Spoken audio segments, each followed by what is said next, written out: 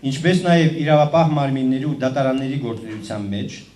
վերացնել գործարանների նկատմամբ հարկային կամայականությունների կիրառումը։ 4. Առանց բացառության բոլոր տնտեսավարողներին, առաջին հերթին խոշոր ձեռնարկատերերին բերել հարկային դաշտ։ 5. Քայլեր ձեռնարկել հարկային քաղաքականության ճկունացման և մանր ու միջին բիզնեսի, մանավանդ ներքին արտադրության հարկային բեռը թեթևացնելու ուղղությամբ, այս մասին էլ ասվեց։ 6. Միջոցներ, կտրուկ միջոցներ կիրառել, սրա մասին էլ խոսվեց, պարոն Բագրատյանն ասեց, Հայաստանից կապիտալի շարունակվող արտահանումը կանխելու համար։ Եվ 7. Թերևս կարելի է մտածել նաև էներգակիրների և սննդամթերքի պետական պաշարներ կուտակելու մասին։ Դրանց հավանական սղությունը բացառելու և գների անկանխատեսելի աճը թույլ չտալու նպատակով։ Այսպիսով, տնտեսական ճգնաժամի առաջին ախտանշանները և իշխանությունների ձեռնարկած անհամարժեք քայլերը ցույց են տալիս, որ մեզ սպասում են դժվարին ժամանակներ հղի սոցիալական լուրջ հետևանքներով։ Դատելով առկա միտումներից, ճգնաժամը Հայաստանում ամենայն հավանականությամբ, ամենայն սրությամբ դրսևորվելու է սկսած փետրվար-մարտ ամիսներից։ Եվ իմ ելույթի վերջին գլուխը սահմանադրական կարգի և ժողովրդավարական ազատությունների վերականգնումը։ Հանգամանքների բերմամբ, հարկադրված լինելով կենտրոնանալ Ղարաբաղյան կարգավորման գործընթացի և տնտեսական ճգնաժամի վրա, մենք չենք մոռանում անշուշտ, որ համաժողովրդական շարժման գլխավոր խնդիրը մնում է երկրում սահմանադրական կարգի և ժողովրդավարական ազատությունների վերականգնումը, որի լուծումը մենք տեսնում ենք արտահերթ նախագահական և խորհրդարանական ընտրությունների անցկացման մեջ։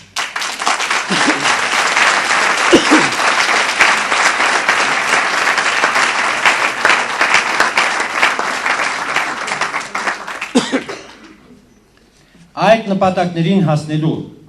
միակ գրավականը շարժման կամ հայ ազգային կոնգրեսի պահպանումը, ամրապնդումը և էլ ավելի հզորացումն է։ Այսինքն, մեր խնդիրն է շարժումը վերածել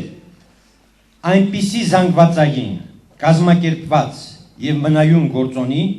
կամ այլընտրանքային քաղաքական ուժի, որը պատրաստ լինի ցանկացած պահի ստանձնել իշխանությունը և երկրի կառավարման պատասխանատվությունը։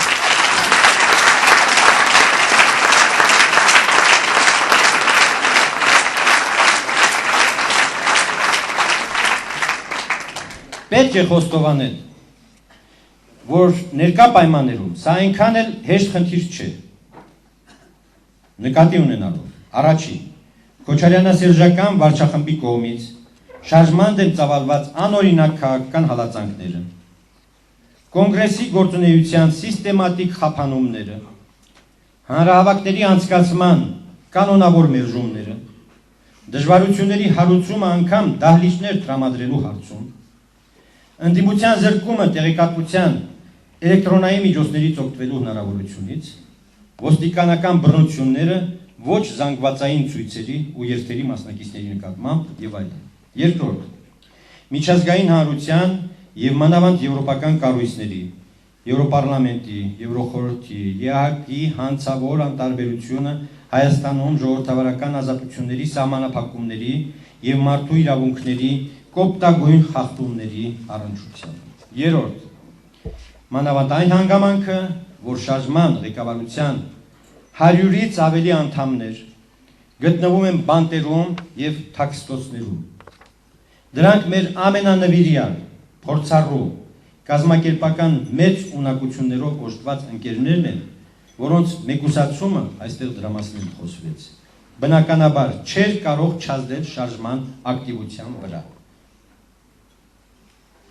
Գումարեք այս դահլիճին Նիկոլ Փաշինյան եւ այստեղի էներգիան երապատկվի։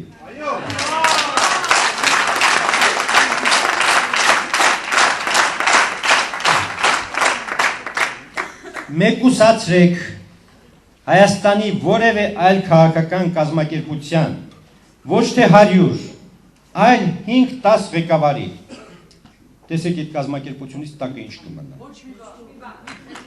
Այդ կազմակերպությունը պարզապես կդադարի գոյություն ունենա։ Մինչդեռ համաժողովրդական շարժումը այս դժվարին պայմաններում անգամ ոչ միայն կարողացավ պահպանել իր գոյությունը, այլև մշտապես որպես հարակագործոն դրսևորել իր հզոր ներկայությունը պետության քաղաքական կյանքում։ Ետ մարտիմեկյան շրջանում ազատության մեջ գտնվող շարժման ակտիվիստներին հիմնականում հաջողվեց լուծել իրենց առջև դրված խնդիրները։ Ինչի շնորհիվ Հայ ազգային կոնգրեսն այսօր ներկայանում է որպես ժողովրդական լայն զանգվածների աջակցությունը վայելող եւ որոշ առումով պետության քաղաքական օրակարգը ձևավորող ամրակուռ միավորում։ Ես ուզում եմ ըստ արժանվույն գնահատել այդ գործում կոնգրեսի անխտիր բոլոր անդամ կազմակերպությունների նպաստը, առանձնացնելով մանավանդ Հայաստանի ժողովրդական կուսակցության, Հանրապետություն կուսակցության, Հայոց համազգային շարժման, Սոցիալ-դեմոկրատ հնչակյան կուսակցության եւ նրանց առաջնորդների Ստեփան Դեմիրճյանի, Արամ Սարգսյանի, Արարատ Զուրաբյանի եւ Լյուդմիլա Սարգսյանի դերը։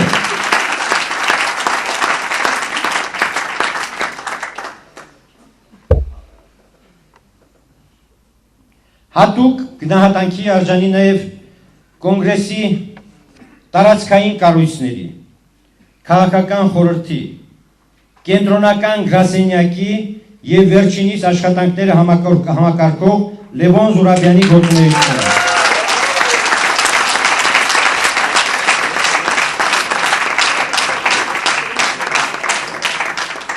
Հարկ է հատուկ, շատ հատուկ, ընդգծել նաև այն հսկայական նպաստը, որ շարժման հզորացման և կոնգրեսի կայացման գործին բերել ու շարունակում են բերել քաղբան տարկյալների և հետապնդման մեջ գտնվող մեր ընկերների ջոկատը։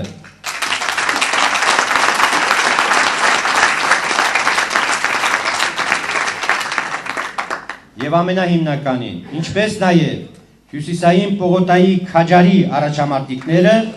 նորաստեղծ երիտասարդական կազմակերպությունները և երկրի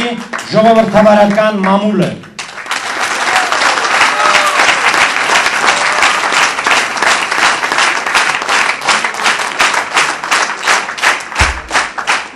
Շարժում նստայդմ անկասելի է և նրա թափը օր օրի հզորանալու է։ Ուստի իշխանությունները թող զուր հույսեր չփայփայեն, որ քաղբան տարկյալներին պատանդ պահելով կարող են մեզ ծնկի բերելով։ Դրանով նրանք իրականում վնասում են ոչ թե մեզ, այլ առաջին հերթին երկրի հեղինակությանը և Ղարաբաղի դատին։ Այսինքն վտանգ է ստեղծվում, որ վարչախմբի քինախնդրությունը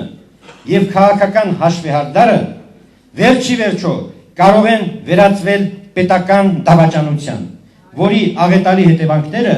բաժին են ընկնելու դժբախտաբար ողջ ազգին։ Քանի դեռ ուշ չէ, իշխանությունները պետք է հրաժարվեն շարժումը ջախջախելու անիմաստ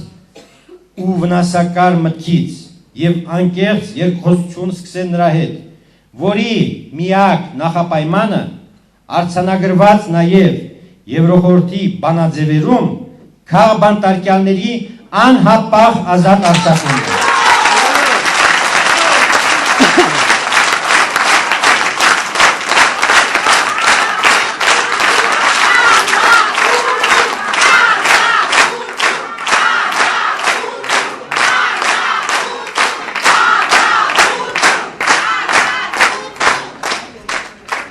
Ինչպես հայտարարվել էր,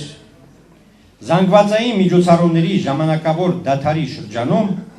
շարժման ղեկավարության ջանքերը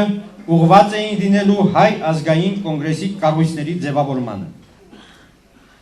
Համաժողովում հնչած ելույթներում արդեն ներկայացվեց այդ ուղղությամբ կատարված զգալի աշխատանքը, որի արդյունքում Արդեն իսկ կոնգրեսի տարածքային գրասենյակներ են հիմնադրվել հանրապետության բոլոր մարզային կենտրոններում եւ Երևանի համայնքներում։ Հնարավորությունների առկայության դեպքում նախատեսված է այդպիսի գրասենյակներ բացել խորհրդային ժամանակների բոլոր շրջկենտրոններում, ինչը թույլ կտա ընդարձակել մեր գործունեության ոլորտը եւ կոնգրեսի շարքերը համալրել բազմաթիվ նոր անդամներով։ Այս կապակցությամբ ուրախությամբ պետք է նշել, որ շարժման մաս կազմող կուսակցությունների շարքերից բացի կոնգրեսին արդեն իսկ անհատապես անդամագրվել են տասնյակ հազարավոր անկախ քաղաքացիներ, ավելորդ չլինելով նաև հիշեցնել, որ կոնգրեսի մասնաճյուղեր են հիմնադրվել նաև Մոսկվայում եւ Լոս Անջելեսում։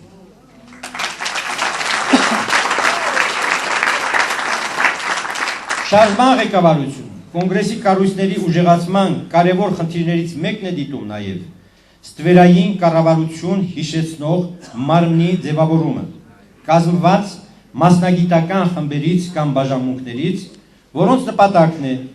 օր-օրի հետևել Հայաստանի կառավարության եւ ազգային ժողովի գործունեությանը եւ քննադատությունից բացի հանդես գալ նաև այլընտրանքային կառուցողական ծրագրերով ու առաջարկներով։ Կոնգրեսի ներսում արդեն իսկ արդյունավետ կերպով գործում են տնտեսական, իրավական եւ արտաքին հարաբերությունների գծով այդպիսի մասնագիտական կառույցներ, որոնց շուտով կավելանան մշակույթի, գիտության, կրթության, բնապահպանության, առողջապահության եւ սոցիալական հարցերի հանձնախմբերը։ Շարժման գործունեության մյուս կարևոր ուղղությունը եղել եւ մնում է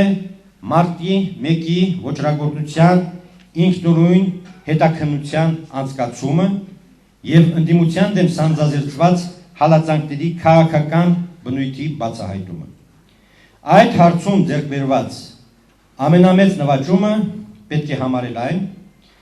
որ մեզ լիովին հաջողվեց ապացուցել այդ օրվա իրադարձությունները որպես ցուցարարների եւ ոստիկանության միջև ընդդիմության կողմից հրահրված բախում ներկայացնելու պաշտոնական վարկածի բացարձակ սնանկությունը։ Ի սկզբանե իսկ այդ վարկածին հավատ չընծայող Հայաստանի հասարակության համար այլևս անվիճելի ճշմարտություն է, որ մարտի 1-ի ոչռագործությունը ոչ այլ ինչ էր, եթե ոչ հրեշային սպանդ, սառնասրտորեն կազմակերպված ավազակապիտության պարագլուխների կողմից։ Փաստերի ճնշման տակ դրանում վերջի վերջո սկսեց համոզվել նաև միջազգային հանրությունը։ Ավելորդ չեմ համարում մեկ անգամ էլ հիշեցնել այդ հանրահայտ փաստերը։ Առաջին, մինչ այժմ ընդդիմության որևէ ներկայացուցիչ մարտի 1-ին զենք կրելու, հրազենք կամ նռնակ օգտագործելու, մեքենա հրկիզելու եւ խանութ թալանելու մեղադրանք չի առաջադրվել։ Երկրորդ, սպանության 10 դեպքերը եւ դրանց կատարողները այդպես էլ դեռևս չեն բացահայտվել, ինչը պետք է լիներ իրավապահ մարմինների առաջին գործը։ Երրորդ, ոչ մի ոստիկան կամ զինվորական, թեկուզ անհամաչափ կամ անհամարժեք ուժի կիրառման կամ անփութության մեղադրանքով պատասխանատվության չի ենթարկվել։ Իսկ եթե սրանց գումարենք նաև հետաքննության ընթացքում իրավապահ մարմինների կողմից թույլ տրված օրենքի կոպտագույն խախտումները, կասկածյալներին ներկայացված անհիմն եւ անապացույց մեղադրանքները, ընթացող խայտարակ դատավարությունները եւ մանավանդ բացառապես ոստիկանական ցուցմունքների հիման վրա կայացած դատավճիռները, ապա իշխանությունների իրականացրած ոչռագործության պատկերը լիակատար կդառնա։ Մարտի 1-ի ոչռագործության պաշտոնական վարկածի հերքումը, սակայն, մեր անցկացրած հետաքննության միայն մի կողմն է եւ միայն արտաքին կողմը։ Մյուս ավելի կարևոր կողմը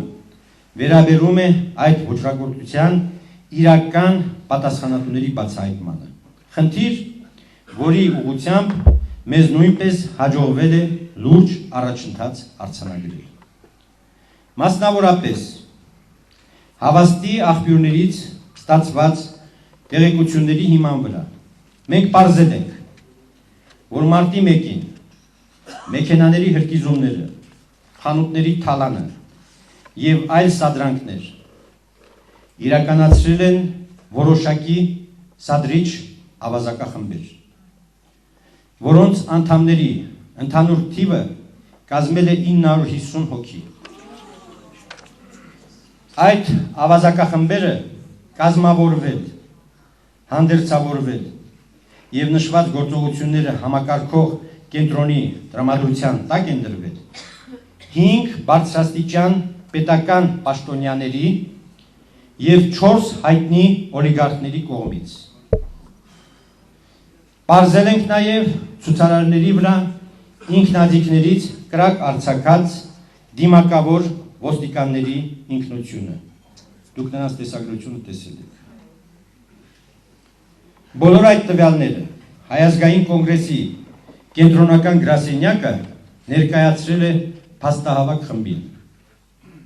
ինչպես նաև տրամադրել Եվրոխորհրդի մարդու իրավունքների կոմիսար Թոմաս Համերբերգին եւ հանրապետությունում հավատարմագրված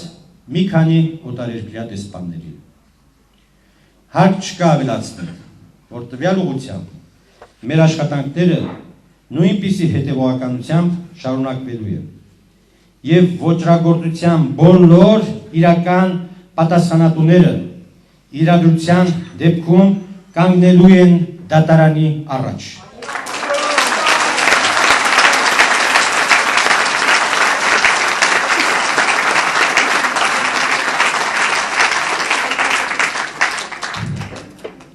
Ամփոփելով ելույթս, ավելորդ չեմ համարում կատարել մի վերջին շեշտադրում։ Համաժողովրդական շարժման կամ Հայազգային կոնգրեսի գործունեությունը գնահատելիս այսուհետև անհրաժեշտ է մեկնել Ղարաբաղյան կարգավորման եւ տնտեսական ճգնաժամի խնդիրների ներառմամբ նրա օրակարգի ընդլայնման իրողությունից։ Մենք հիմա միագիծ շարժում չենք։ Կյանքը մեզ ստիպել է մեր գործունեության մեջ ընդգրկել մի շատ ավելի լայն օրակարգ։ Այդ նորածակ իրողությունը թելադրում է մեր ընթացիկ գործողությունների տրամաբանությունը եւ ներկայիս մարտավարության բնույթը։ Սակայն ասվեց արդեն, որ նայած իրադրության մեր գործողությունները ու մարտավարությունը կարող են փոխվել եւ ցանկացած պահի մենք կարող ենք վերսկսել զանգվածային միջոցառումները։ Ամեն ինչից անկախ արդեն իսկ որոշված է այդպիսի զանգվածային միջոցառում, այսինքն համահանրապետական հանրահավաք եւ բազմամարդ երթ անցկացնել մարտի 1-ին։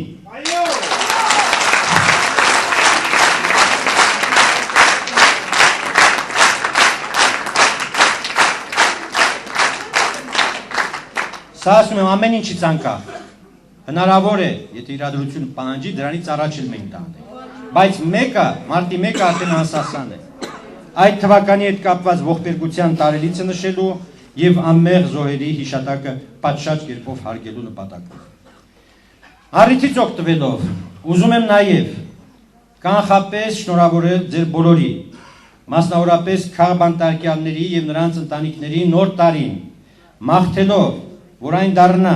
հասարակական համերաշխության եւ երկրի առջև ծառացած մարտահրավերների բարեհաջող դիմագրավման տարի։ Շնորհակալություն, ուսանողության։